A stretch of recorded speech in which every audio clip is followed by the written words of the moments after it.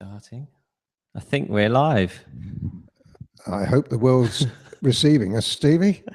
I don't know. This is obviously new for us. It says live on the screen. Oh, well, we are. And we're a bit early, aren't we? Well, they're probably not tuned in yet, so we can talk amongst ourselves, can't we? Yeah, I tell you what I'll do is I will just go to and tell everyone on Facebook that we're live. So there we go. Here we go. So if anyone's watching now, it's probably pretty boring.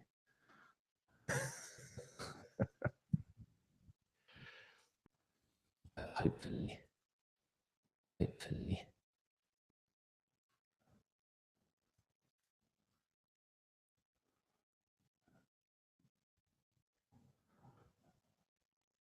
There we go. So the link has been posted.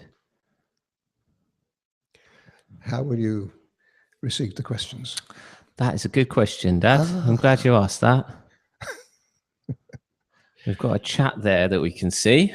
Oh, so that's up in the corner. That's you see it on the right. Yeah, types in, it'll come in there. Oh, I hope so. It's technology. Oh, it says whether we've got any viewers down there, doesn't it? Haven't got any at the moment. No. I'm going to grab my iPad and see if I can watch this on that too. If I can, then I should be able to. It would be like a monitor, wouldn't it? Would you do it like a monitor? Yeah. Perhaps over here, maybe, or something. You can stand it up. Oh, will you?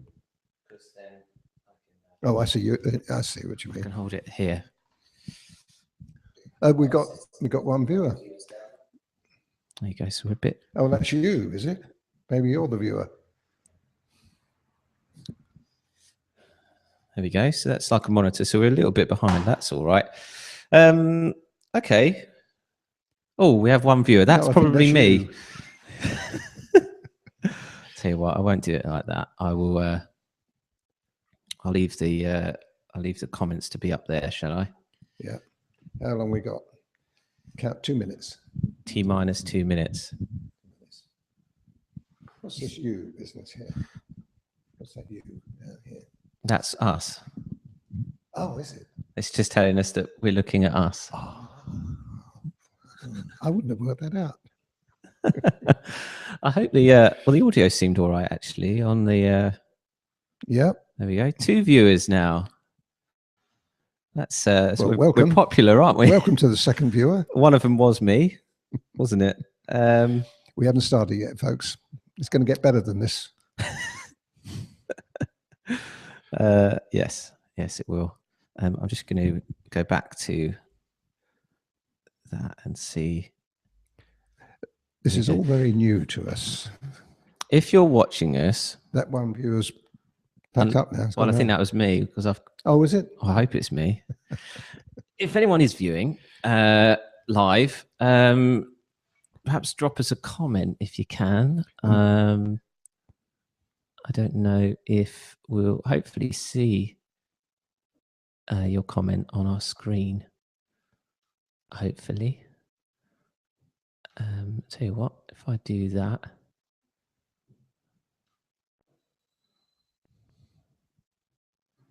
Then and go down there. There we go. See that. If you are watching us, hopefully you can comment. If you can comment, please tell us that you're here. Hopefully. Do you like the hats, listeners, viewers? This was not my idea. I'll just say it was my idea. This was your idea. Well, I mean, we've got a lovely backcloth here.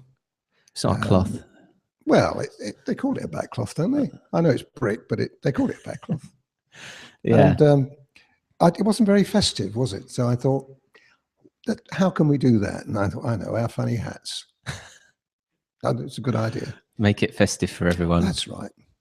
Well, we also say to our 3 viewers that we've got now, Merry Christmas. I hope we're going to have a few more joining us. I'm sure we will. Oh, I'm sure we will. Yeah. 4 viewers now. It's going well, up. they're all switching on now. Yeah, and 5. Well, there you go. Yeah, let's start. As people are joining us. Absolutely. Yeah. So, welcome everyone to our first live Q&A. It's all quite new to us, so bear with us. If you're here and you want to drop us a message to say who you are and that you're watching us and there's no problems, and that's great. If there is a problem, let us know so we can fix it. Do you think we ought to introduce ourselves or not? Or do you think people know who we are? Well, this is Steve Bradley and I'm Colin Bradley, just in case. Yeah. Don't get the two mixed up, will you? If you're completely new, I'm sure no one is, but if you are completely new to us, then Dad is an artist, a pastel pencil artist and watercolor artist. I'm his son, and together we run Colin Bradley Art, which is an online tutoring website where you can learn to draw with pastel pencils and watercolor as well. I must say it's quite a serious website as well. You wouldn't think that by looking at our hats, but it is. We do serious paintings. Not comedy ones. You do. I do. Yeah, so I run all the technical side. The only thing I would say, I make it fun, don't I, Steve? You do make it fun. Oh, yeah, it is. I enjoy myself when I'm doing it, and others do too. We know that. Yeah. Anyway, it's just question and answer. So yeah, so if you've got questions, start posting them if you can in the chat. We haven't had any comments as yet, according to my system, so I'm just going to quickly scroll down and see if people have so there's no comments yet. No one's commented yet. No one's commented. Well, do get in touch. Yeah, that's right. Otherwise we're going to be sitting here like lemons for half an hour, aren't we? We are already sitting here like lemons. We are. Yes, that's true. Yeah. Anyway, okay, so for those that are listening that may have listened to the podcast, what did we talk about last week on the podcast? Oh, no, what did we talk about? Demonstrations. So you did your. We had someone that was had been asked to do a demonstration. That's right. Yes, that's right. And you gave your tips. That's right. For that. Yes. And we did that because demonstrating is a nightmare scenario. And I remember I told you about the first time I did it, didn't I? I absolutely petrified, and it is very frightening, especially if you're not used to public speaking. But last week we gave a few hints, and there's also a blog out, isn't there? Yeah. Take them up, because one of the things I emphasize if you ever put in that position, is don't sell yourself. You've got to sell the pencil, and you take this bubble. I can see myself on the monitor. Stupid thing. That's better. And you don't. By selling yourself, you put yourself on a pedestal, really, and everybody sort of looks at you. But when you're selling a pencil, you throw the emphasis on the pencil, and it's amazing. It's almost like like a ventriloquist dummy, almost that. So you're saying, now, Mr. Pencil, what are you going to do for us today? No, you don't do that. You say, now, these pencils are great, folks, and let me tell you why they are. You see what I mean? You're coming from a completely different angle, and I think people who get into that position, or understandably they'll be fearful of doing it, but really, once they've done it, they want to do it again. It's a very, very, very pleasant thing to do. Do you get a kind of a buzz from it? You do. Oh, without doubt. Yeah. Because what you're doing, if you think about it, it's unlike an actor or a comedian who's telling jokes or singing songs. What you're doing is expanding on your passion. You're saying, this is what I like to do. And that comes over. That's what I do when I'm doing the videoing. You think, oh, how can he, do this? I just enjoy myself. I throw myself at the mercy of the pencils, really, and say, come on, pencils, perform. And they do. And I really, really enjoy it. And there's no script. You don't need any script, because all you're doing is, what's that? That's my email. Else? Oh, someone else joining us. Oh, so someone's emailed us. Oh, hang on. We've got our first email. Carry on talking. So you throw yourself at the mercy of the pencils. Yes, absolutely. And you'll get away with it that way. So it's going to happen. It's going to happen more and more as more and more of the art fraternity see what you're doing. Our viewers are doing. They're going to ask, "Oh, can you show us?" And in the case of Sue's, with Sue last week, she was doing it for her own art group. Now that's quite good because they already know her. You know, she's not a stranger to them. It's when you're a stranger that you have to be perhaps a little bit more careful because you're going to be judged. Yeah. But that's what we talked about, and it was very informative. Yeah. I mean, you've got a lot of experience doing the demonstrations. You've done a lot. I suppose really the demonstration to an art group in front of people is the worst kind because it's like public speaking. When you're demonstrating at a show, it's really quite easy. I mean, people come up to you and say, "What are you doing?" "Oh, well, I'm doing this." So, and you usually get one or two people. You're not getting that many people around you, you know. So that kind of thing is quite easy to do, and very, very pleasant as well. Sitting there. Do you find it off-putting? So if you know, if you're trying to, well, not trying, but if you're working at a show and you've got people like this and looking over your shoulder and sort of probably in because they want to get close to see what they do. Yeah, is that distracting? They do. No, you don't find it distracting? I've never found that a problem, Steve. Do you find though eventually you do have to say, this is what I'm doing, because otherwise they probably stay silent because they don't want to distract you. Do you know what I mean? Yes. Because they kind of want to say something, but they don't want to stop. Yes. If you're in the middle of... I tell you, one of the funny things is when you're demonstrating like that, as you know, folks, I talk a lot. And I talk a lot when I'm demonstrating with the pencil. I talk away, I'm going, and then I break away and look at them and say, you know, this is what I do and so on. This is the reason I do it. And then some of them say, can you do a bit then? And can we just watch you do it? And that throws you a bit because it's you put on the spot. what you're doing. The whole idea of being there, really, especially if you're at a show, is to sell the pencils and sell the idea.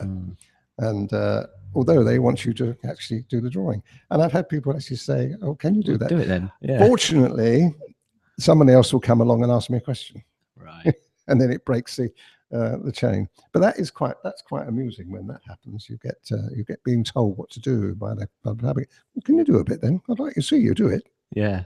I'll tell you what, I'm just going to see if we've had any chat. It says, have I muted the chat or done something? I think I just want to... This is all very new to us, folks. I mean, we've got to find our way around. The trouble with this is you can't really practice it, can you, Steve? You've got to go for it. That's it. Go live. But we'll find out in maybe half an hour or so's time when we finish. People will say, I couldn't see you, or couldn't get in touch, or... Yeah, I'll see if there is... But this is good fun, though, isn't it? Oh, we've gone about the other way, Steve. Yeah, I'm just going to see if I can make sure that the chat is working. See, these are all sort of... But no one's actually talking to us at the moment, Steve. Oh, well, it says allow comments and all. So I hope that is... Once you've done it once, you'll be able to do it again. Yeah. Well, you asked me a question. You always wanted to know about art. There you go. I've written a comment out there. There we go. Oh, hello. We've got somebody. There you go. Let's have a read. Let's have a look. This is a bit awkward, isn't it? Because I'm looking over you. So here's Claudia. Yes, I have got your email. Thanks, Claudia. You're here. Welcome. Username TDTDQWERTY. You've said, hey, followed you for some time now. I used to draw through school and college and stopped due to my working as a nurse now. Any tips on how to fit it in? I used to love to. My screen's a bit dirty. I used to love to. So how do you fit it in? Because, well, I mean, you were, this was perhaps before you had a gallery and did it full time. How did you fit it around the kids and everything else and your work, your business? Well, Eileen obviously was great here. She used to take all that on, and she used to answer the phone when I wasn't here. And she was without someone like that behind you, you can't do it. So that's the first thing you've got to say. Now, how do we fit everything else in? Well, I think it just creeps up on you, Steve. When I first started, I had the gallery, and I was working, 5 days a week, and obviously you couldn't possibly have a gallery and go to demonstrations and run the sort of thing I do. So you can't do it all. But it didn't start like that. It started like that, and then gradually it moved to only 3 days a week, and then I was teaching for a couple of days a week. And then gradually it moved across. When I went on to shows, I wasn't open at all. To start with, I was, because Eileen manned the gallery. But after that, we had to close everything down, and then you move across. So in the end, you do fit it in. But how did you fit it in when you first started to do watercolor, when you first started to paint? How did you fit it in then when you had a full-time business that wasn't art? Well, if you think about it, we had a gallery. I mean, actually, folks, we're talking to you here in what used to be the gallery. Yes. It's now my daughter's gym, but this used to be the gallery. So we're right back to where we started, Steve. Yeah. So how did you fit it in? What I did, I was open from 9 o'clock in the morning to 5 o'clock at night. And although I used to close for lunch, now think about it, we're in the secondary trading area, okay? Yeah. So people would come in. I'd have maybe, if I was really busy day, I'd have about 20 people come in. Yeah. If I was really busy. Yeah. If I wasn't busy, I'd have 3 or 4 people come in. Yeah. Now, you're only spending a certain amount of time with them, aren't you? So therefore, I would think certainly 3/4 of the day, I'm not doing anything. So I was painting. But what I'm trying to ask you is, what was it? How did you fit it in before you moved here? Before you had the gallery, when you had the carpet cleaning business, when you had the business, carpet cleaning and supply business. Yeah, everything. So how did you fit in art around your ordinary life before you moved to Broadstairs and had the gallery? Right. What I did, I had somebody working for me. Right. I used to sit at home all day answering the phone, because bear in mind I could break off painting, answer the phone for orders and queries, and I had somebody doing the work for me. I was painting all day and he was out. Was there a time before that though when you didn't have someone working? So when you started art, you had someone working for you? When I started, well, before that, I was just painting as an amateur artist would, when and as. Right. But I didn't watch television. I just painted. I mean, the children were young too. They used to go to bed, and then I used to paint. Stay up. Well, they were going to be. I mean, you can fit it in. You can fit it in. I mean, I do appreciate what people are saying. They've got busy lives, so how can they do it? But that's how it worked with me. But I still emphasize it. You don't start off where I am now. You develop and progress to where I am now. Yeah. I mean, now, to be honest, folks, I've got it made because Steve's taken a lot of the administration over from me.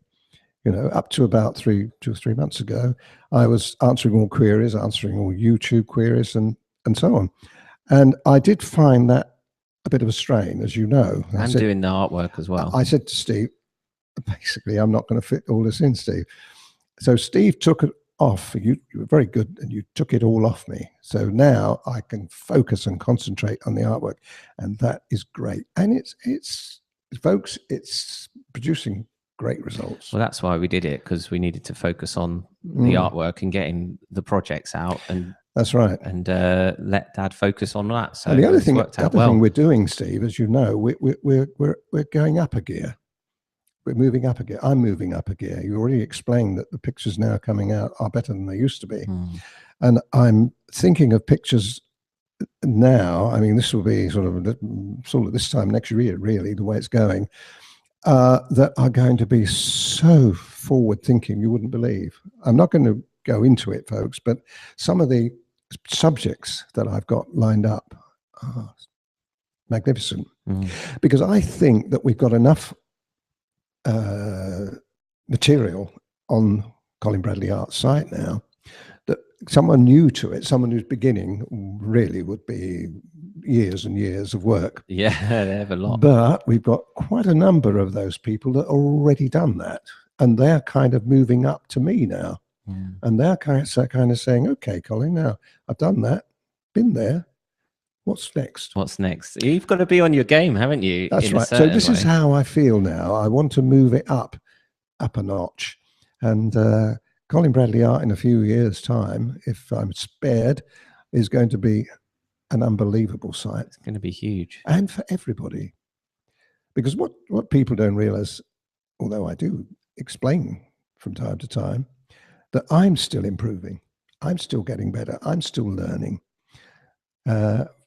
And as long as I'm a few steps ahead of everybody else, it'll be fine.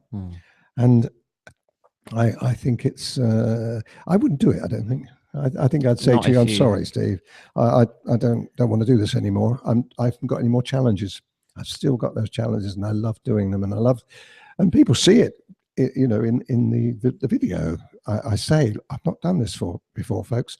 How exciting is that to somebody who will say, I've never done this before, folks, and they're watching me live do something that I haven't done before. Yeah. I find that an adrenaline boost, a bit like you on the stage when you're doing something, you think, oh, I haven't tried this before. I'll try it and see if it works. It's an adrenaline boost that keeps you going. I bet it's I bet. Do you do that in demonstrations? You don't dare try something? I wouldn't do like it that in demonstrations. Oh no. I mean, you've got the fortunate bonus of it being recorded. If it doesn't work, you can stop recording. When I did, that's right. No, when I did my artwork demonstrations, folks, I let you know a secret. I used to do the same thing over and over and over again. It was tried and tested. And I mean, bear in mind, I went to a different art group. The only thing is there was one art group down in Eastbourne Way. They kept asking me back, and I went back about 5 or 6 times. And I had to find a different piece of work every time I went back there. Because they've seen it I thought, they're going to ask me again, and I can't produce the same thing. But no, I used to have the same demonstration. Funny enough, you think, oh, wouldn't you get bored with that? I didn't. The same little bit of cat's eye, the same little bit of chimp. I used to do a chimp's eye. It was my final, because it was very impressive. And I used to do this chimp's eye and then plonk my pencils down. Everybody used to clap, clap, clap, you know. Stand up, standing ovation. It was really a showtime, you know. Showtime, folks. But that's what I developed the demonstration into. I felt that was, I mean, you know, they pay me to go there. They paid me to go there, and you want to give them a good show. But I wouldn't recommend doing something new on a demonstration, never done before on a demonstrations. I can do it. You're quite right. I can just stop the video, and people would never see it. I mean, all those things that have gone wrong, Steve. No, folks, they don't know about them. I'm being honest. Let's just read a couple more comments. Same person that asked this question about fitting it in has said ho ho ho. Thank you very much. We're feeling very festive here. Jill says, hi, this is Jill from Florida. New to the pastel pencils. Yes, I love your hats. Oh, so I'll give you a little wave. I didn't know he had a bell in it. Yeah. Especially for Jill. Hello. No, you know it's live, folks, don't you? That's it, yeah. Hello from New Mexico, and Mum's tuned in as well. Oh, Mum's watching. Mum's upstairs. Yes. Excellent. That's great. Okay, so I think now that we can see your comments and we know that you can comment, so then there's a few more. Yeah, keep them coming in. Keep some questions coming in. So last week we also talked about color harmony with the new puppy. I know we said this last week on the show, but that seems to have been a big kind of thing that people have found useful. Yeah, I think it's one of the biggest questions, and the most difficult one for me to answer. But I think, isn't it funny, like how we've done 105 podcasts, you've been doing this for however long, and you've never sort of had that question before. Oh, I have. You have color harmony? Oh, I have. Well, yes. we haven't had that on the podcast. No, I've been asked. Oh, I've been asked repeatedly. How do you know about? Usually, it comes in the form of how do you know what base colors to do? How do you know what colors to mix up to get the right color? Yeah, this sort of thing. But funny enough, you know, that was in my mind the other day when I was doing this latest picture, which I've just done, and it was in my mind, and I thought when I was laying the colors on, I was saying how good the pastel pencils are If you had a watercolor, oil or acrylic, you're mixing the color, aren't you, in the palette? You put a little bit of that, a little bit of that, and a little bit of that, put it together, and you get whatever color at the end of the day. And that goes on to the watercolor paper or the acrylic or the canvas. Now, with a pastel pencil, you can put the first color on, the second color on, the third color. And so you build up as the way people see me do it. And then I'm looking and thinking, now I need another color here. And you can then add that color. It would be wonderful if I'd had that with watercolor, but you can do it with pastel pencils. You could just add a color and it changes what you've just put on. I mean, you could say, well, you've mixed it, but you don't mix it actually. You're actually putting it on raw, and that changes the color. And it can be done 2 or 3 times as well. And as I did that, I thought, now this is something that I've got to remember. And folks, you'll see it, because eventually you'll see that in video. It sounds to me like it requires a different set of skills, the watercolor, because watercolor, so with pastel pencil, you've got to know ahead of time what the result is going to be. And if you make that wrong decision, you've got to rub it out. That's right, rub it out, yeah. Or dab it off with a putty rubber. See, one of the great things about pastel pencils is that you can do that. You can't do it with watercolor. If you put it in watercolor, it's stuck. You can't get rid of it. It's there. A statement's made. But with pastel pencils, you can do it. And not only that, there's another thing that we really not tackled here. But when I did my art classes, it was very, very rare, and the thousands of pieces of work that I looked at and altered, that I actually rubbed it out. Very rare. I could almost count on my hands the number of, let's say it was 5,000. I don't know how many it was, but that's how many times I used to go around and show people what to do, change things. And out of that, I could count on my hand, one hand, the amount of times I actually used an eraser to rub out. Now, how can you possibly say that, Colin? Someone's done it all wrong. The reason is, when they put their work on, I can use another color or two and change what they've done. Without taking any of the color off? No, without taking the color. Well, I wouldn't say without taking color. Sometimes I use putty rubber just to dab off some of the color, but I wouldn't rub it out. I used to say to people, it's a bit counterproductive to rub things out. Now, I wouldn't say that to everybody here, because if you make a mistake, that might be the only answer to do it. But it is kind of negative. When you're rubbing out, you're thinking, no, I've made a mistake. And as soon as you say, I've made a mistake, it's like negative. So what I do and what people see me do, and I know that, hey, look, it just crossed my mind. Recently we had I can't remember the lady's name, but it was a dog given to me. And I said to her, I don't even know whether it's gone out on a blog yet. And I said to her, what you need is more pink, and there's a gray on there in the mouth, and you need to turn that into a pink. Yeah. She didn't rub that out. She added the color to it. Right. So you don't have to rub things out. You can change things. The pastel pencil allows you to do it simply because it's not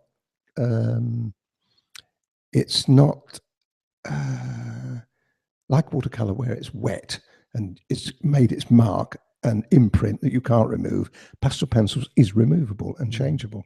You've got also the time to think about it as well. That's right. There's no panic. That's exactly right. No, you hit the nail on the head there. That's really one of the great things about the pastel pencil, is you've got that time. You can go and have a cup of tea. I often do. I put my pencils down and go and have a cup of tea and come back and think, I carry on. You carry on exactly where you left. And I used to say that with my demonstration. When you're demonstrating at a big show, you can do that. Oh, I think because you can break off, or mid-stroke almost. Yeah. Oh, what did you say? Paper. Oh, yes, I use Ingres paper. So and I explain why. Okay, right. And I carry on. And I carry on with that line. Now, that's a wonderful... especially to create the effects that you create with pastel pencils, because I suppose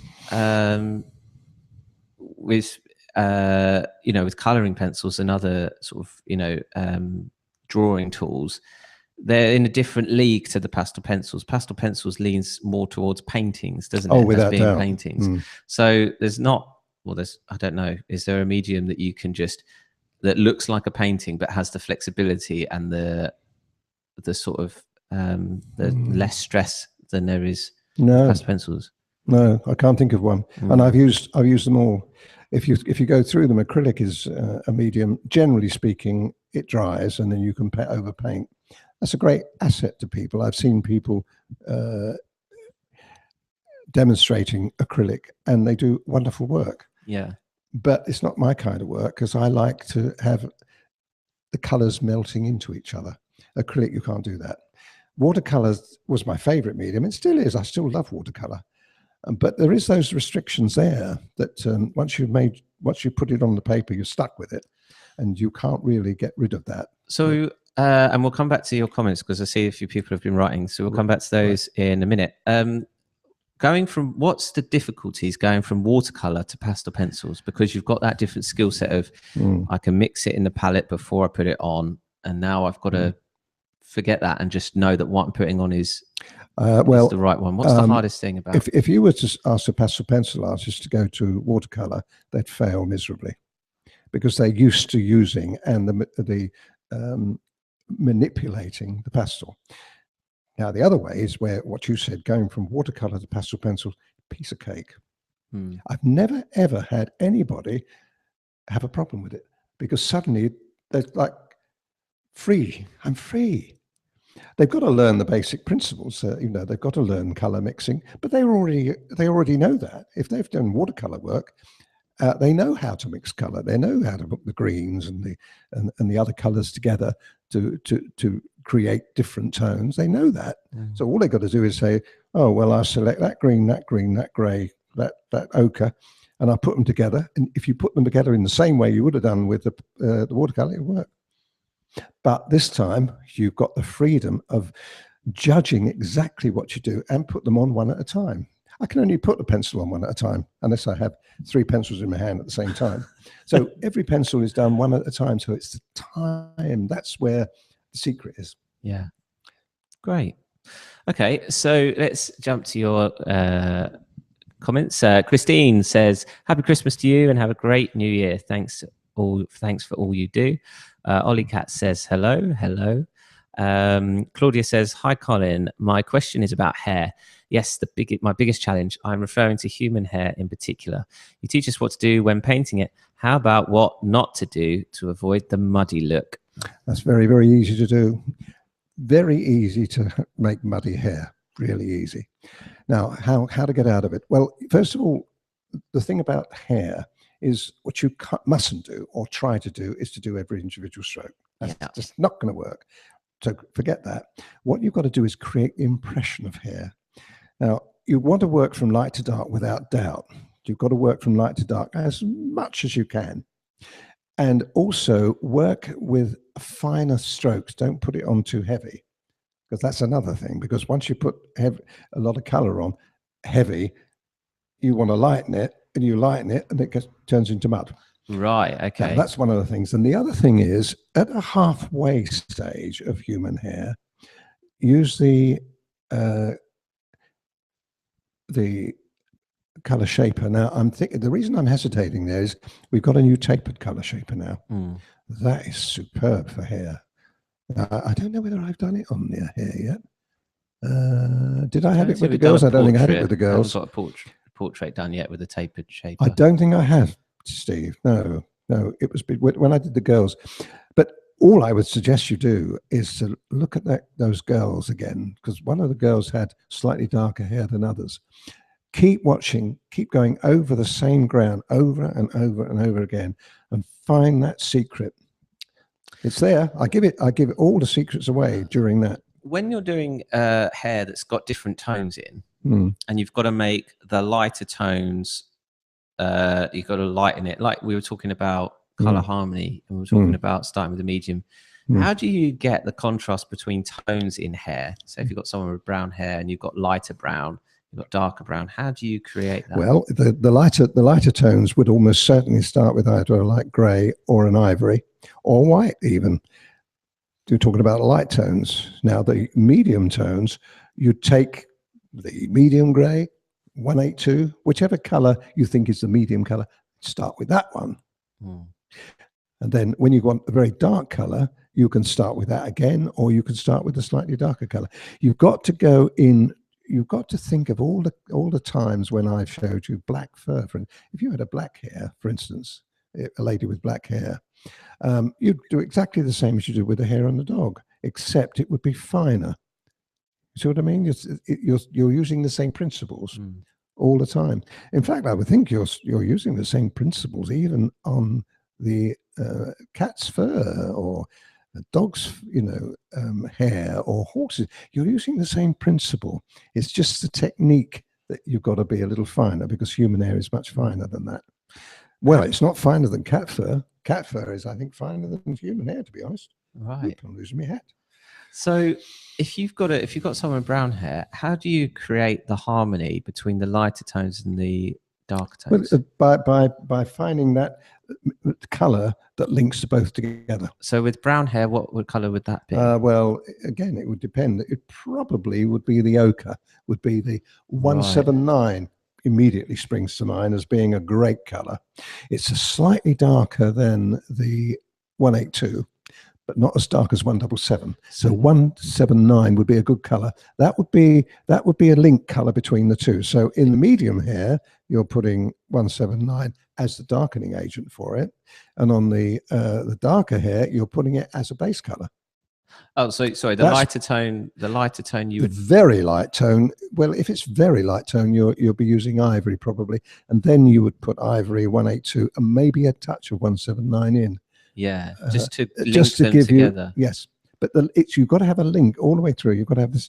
We're talking about harmony, color harmony, aren't we? You've got to have a link that runs through the whole thing. But as I said, although I'm spouting on and chatting away here, I'm really recommending you go back to those examples. The girl's hair was... It's a good one. I think it was the best that I've done. And the How to Draw Hair, our free course as well. Yeah, that's fine. That's a very good one. But that was kind of done with the idea of beginners doing it. Yeah. So it was a little bit...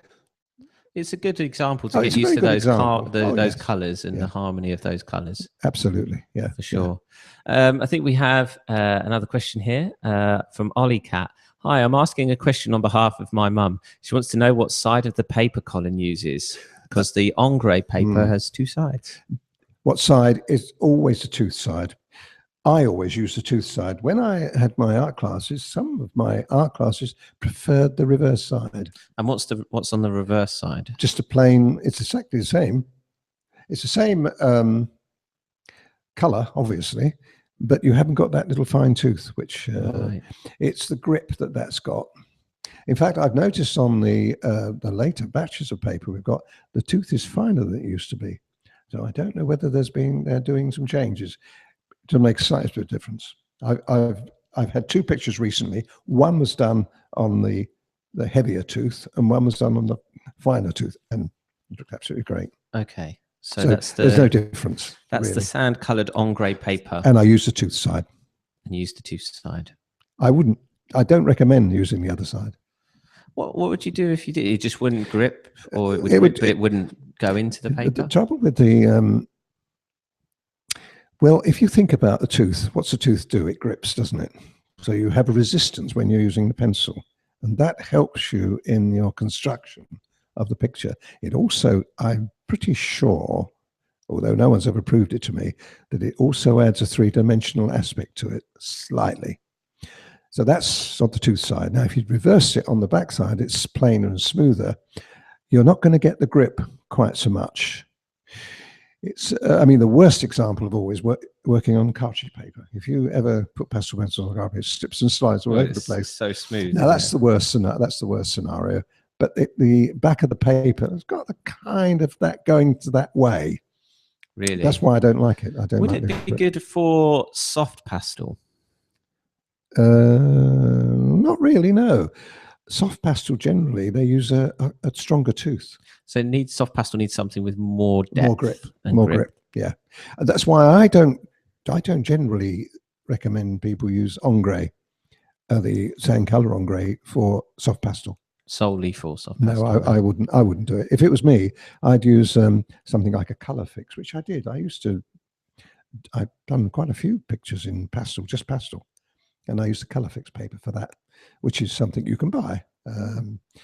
I think it actually originates in Australia, I believe. What, the color fix or the ombre? Yeah, I think no, the color fix. Right. No, ombre is it's been made. The one we use is made by Fabriano in Italy, but ombre is a name that there's a German manufacturer that make ombre paper too. It's not as good as the Fabriano one. Is it the Tisano? No. Because there's another. No, that's another. It's make another of kind of paper. Yeah, it's just a different range that Fabriano have got. I think people. I mean, I love the ombre paper, and after 30 years, I'm not going to change it. No one will persuade me to use anything else now. I've made a living at it, for goodness sake. Yeah. And one could say, well, you're selling it, Colin. Of course you're going to recommend it. Not at all. No. Yeah. No. But why would I want to change something that works? Precisely. Absolutely. So Christine asks, how do you do a moonlight picture? Do you use dark blues or black? That's a good question. It is. So a moonlight, how would you do Yes, that? probably. That would be the best. I'd use blue, actually. I wouldn't use it in black. Definitely not black. Would you put black on eventually, though, for a moonlight scene? Yes. But you would start off with a dark, sort of a medium. Now that's a good question, because I say to you don't want to put black directly on the paper. Well, if you had a dark blue paper, would you put black on directly? No, I wouldn't. Again, I still wouldn't do it. Even there, I'd put maybe a dark blue on, then the black. I hate black as a color. I love it as a darkening agent. Right. But I hate it as a color. So let's throw a scenario then. You're doing a moonlight scene. Firstly, what color paper do you use? Dark blue, I would say. Moonlight. And then, so you've got to put a moon on this dark blue. Yep. Do you start with a moon? If you're doing moonlight, yes, you probably would. I've never done one, so I'm guessing. I know it's a completely hypothetical scenario. You've got to remember that if it's moonlight scene, it's not going to be bright like a sun. So the white that you would put on that could well be dull. Well, it will be dull. If you put white on blue, you're going to have a dull one. So, but I think it would still work okay, because if you think about it, the moon would be duller. So if you're starting off doing a sky on the dark blue, what do you start with? A dark blue? Would you put a dark grey on? No. Do you know what I would do? No, you'd have to use the dark blue paper as your base color, I think. Right. And then you could put colors into that. You could put greys. You could put light grey, I would think, on it. To be honest, as I say, I'm scratching in the dark. I haven't done one. I'm not saying I won't ever do one, but it's unlikely I'll do one. I've got so many subjects I do. That's one that I probably leave alone. I've thought about it. Okay. Not actually a moonlight scene. I've thought about doing a nighttime scene. I think we talked about this in one of our podcasts a while back. Yeah. I actually got the picture and I was almost ready to go, and something stopped me. And when I think, why, Colin, do you need to do that? I know Christine wants to see it, and there's probably other people out there would be love to see it. But at the moment, with all my animals, all my still life, all my landscapes, gosh, it's a lot. Endless. Well, we were saying the other day, weren't we, how many animals I haven't done. Yeah. Yet. Oh yeah, of course. And you know, if you imagine all the dog breeds, how many dog breeds are there? And I've only done a tip of the iceberg of them. So there's so much more to do. And people, I think, from our point of view anyway, we have a very wide audience, worldwide audience, who love to, I mean, you think about their tastes, generally run along the sort of lines we supply them with. You know, we had somebody recently wanting to do lizards and snakes. Now, they're fantastic animals, fantastic creatures. But the problem with them, Steve, is how many people would actually want to do a lizard or a snake? So if I was to spend time on that, someone maybe 3/4, maybe 2/3, maybe 90% of the people that are following me would say, oh, I don't want to do that. Now, I can't really afford that risk. So what I do is I do things that are experimental and covers as many possible tastes as I can. And now we're doing 2 a month. It gives us a bit more chance of it. Yeah. So I'm sorry, it sounds a bit negative. It's That's not meant all right. Another question from Claudia here. Thanks, Colin. I am working on the Victorian children at the moment, and I found the dark hair very challenging and ended up trying to correct it with soft pastels as it was the only way out. That is probably okay to do that. But what I would try there on a section you maybe haven't done yet is use your putty rubber. Okay. And blot it off with the putty rubber. Don't rub it out, just blot it off. And what that will do, it takes some of the pastel that you've put on away from it. You'll be amazed how you can actually put more color back into it. And then compare it with what you've done in soft pastel. Yeah. And see what you think. Let us know. Do it now, right now. Let us know before the end of this podcast. Yeah. No, try it at home. Send us an email though, and we can put it on a podcast. Yeah. On the next podcast, which comes out. Hey, that comes out Boxing Day. Did you know that? It does come out Boxing Day. Yeah, right. We won't be doing it Boxing Day, folks. No, but it'll come out. It might then. be pre-recorded just a bit earlier. So, we spoke about it earlier. The taper color shaper. Now, why is that different from the other one? Good question. And when I first had it, I didn't like it when I first used it. I thought, oh no, it wobbles. Those of you, and I know quite a few of you have got them because you've ordered them from us. When you put it on, if you imagine you're using the ivory color shaper, which is softer than the gray one, and it's great that it is, it works well. And you move that, and it's smooth and it's firmish. You use the taper when it goes wibble, wobble, wibble, wobble, unpredictable. Wibble. So you can't use it for the same thing, but in its own way, what it does, it smooths down because it's softer. You get a softer approach, and you'll see me using it more and more over the next 6 months, folks. But you still see me using the grey. You still see me using the ivory. It doesn't mean to say you get rid of them. All three go together. And I've thought about it, and we talked about it. Do we need any more? I don't think we do. I don't think I'll need any more. I think what I've got now is a good set. What kind of effects do you get? I mean, you specifically mentioned before to me about a sheen effect. One of the things you could use is the hair. We were talking about hair, weren't we? You can use it in hair, very fine. Another area now, where could you use it? It's when you want a very smooth skin tones. In skin? Yeah. In portraits? Skin. I haven't done a portrait yet with it, but when I do, I shall almost certainly be using it. In animals. I can't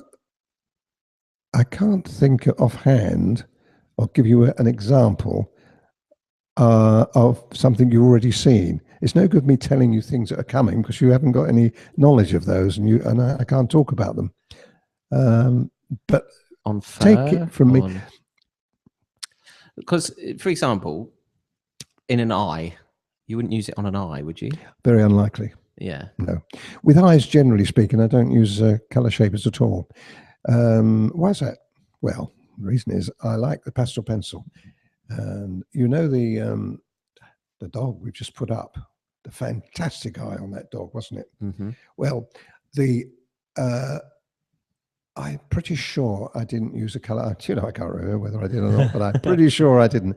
It's generally my rule of thumb that I don't use color shapers in eyes. It's all the pastel pencil. Well, that does all the blending. Yeah, the reason I don't, Stephen, is because in an eye, if you put your colors in, your various colors, depending on if it's a beautiful cat's eye, and you've got the ochres and maybe a bit of yellow, maybe some green in there. You want those colors to stay almost individual. Now, when you put the color shaper on, it mixes those colors together.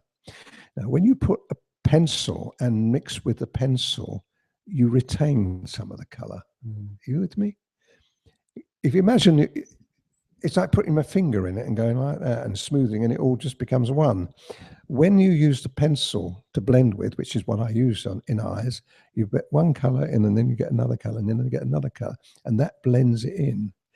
You get a better finish and a more realistic effect than you would if you used a color shaper for it. Right. Yeah.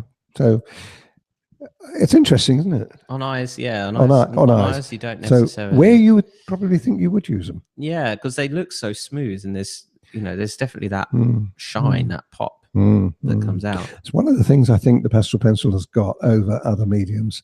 It can create those indefinable effects that an eye has in a pastel pencil. Now I've seen some beautiful eyes done in acrylic. I've seen beautiful eyes done in other mediums, but I think it's due to the skill of the artist and the way that they've manipulated the medium. But still, I would still choose an amateur artist, one of our amateur artists' eyes over them, even though the other ones would have been done with a professional. And the reason I say that is because they're more alive. They become real, whereas the others don't.